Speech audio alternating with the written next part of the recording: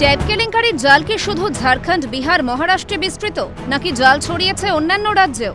এরই মধ্যে বাঁকুড়া জেলার ট্যাব কেলেঙ্কারির তদন্তে উঠে এসেছে পাঞ্জাব যোগের তত্ত্ব। এবারে উত্তর দিনাজপুরে ট্যাব কেলেঙ্কারির তদন্তে মিলল কেরল যোগ। হ্যাকারদের নজরে গোয়ালপুকুরের কিচকতলা হাই স্কুল। উধাও 13 জন পড়ুয়ার ট্যাবের টাকা। বিষয়টি জানতে পেরেই গত 11 নভেম্বর ইসলামপুর সাইবার ক্রাইম দফতরে অভিযোগ দায়ের করেন কিচকতলা হাই স্কুলের প্রধান শিক্ষক সুভাষ চন্দ্র বিশ্বাস। তদন্তে উঠে এসেছে ওই টাকা গেছে চোপড়া ও গোয়ালপুকুরের পাশাপাশি কেরলের একটি ব্যাংক অ্যাকাউন্টে। স্কুলের ক্ষেত্রে যেটা হয়েছে আমি দেখতে পেলাম যে কিছু আছে স্টেট ব্যাংক, তারপরে আছে চোপড়ার ওদিকে কি ধানিয়ারহাট নাকি একটা আছে, এটা সেন্ট্রাল ব্যাংক। তাদের বাড়ি আমাদের এই আশপাশে আছে, সবারই গোয়ালপুকুরে। হ্যাঁ, গোয়ালপুকুরের নদীনে আর কি আশেপাশে গ্রামে। তো এরকম কোনো অ্যাকাউন্ট আমি দেখতে পাচ্ছি না। গোয়ালপুকুর না, চাকুলিয়াতেও যাই। আচ্ছা, তাহলে গোয়ালপুকুর আর চোপড়া দেখতে পাচ্ছি। গোয়ালপুকুরে আর চোপড়া এটা আমি আছে অ্যাকাউন্টটা। আর একটা আমার মনে হয়, আমার ঠিক মনে পড়ছে না, একটা হচ্ছে কেরল আমাকে ব্যাংক, ইউনিয়ন ব্যাংক থেকে দিল, যেটা যে একটা টাকা ফ্রড হয়ে গেছে কেরলে। ঘটনার তদন্ত শুরু করেছে ইসলামপুর সাইবার থানার পুলিশ।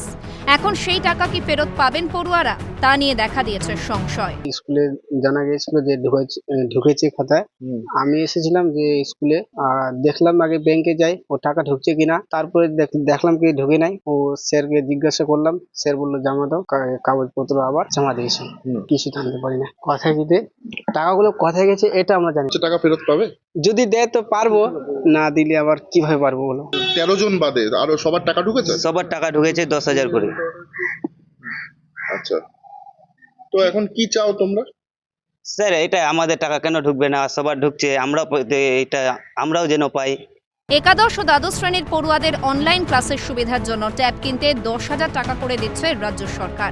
সেই টাকায় পড়েছে হ্যাকারদের কুনজর। প্রশ্ন উঠছে, হ্যাকাররা পড়ুয়াদের ব্যাংক ডিটেইলস পেল কিভাবে? প্রযুক্তিগত ত্রুটি নাকি তথ্য পাচার করেছেন সরকারি কর্মীরাই? দুর্নীতির শিকড়ের সন্ধান কি পাবেন তদন্তকারী আধিকারিকরা? সরকারি প্রকল্পের টাকা কেন এভাবে নয়ছয় হয়ে যাচ্ছে? কি হচ্ছে এই রাজ্যে? প্রশ্ন আমাদের।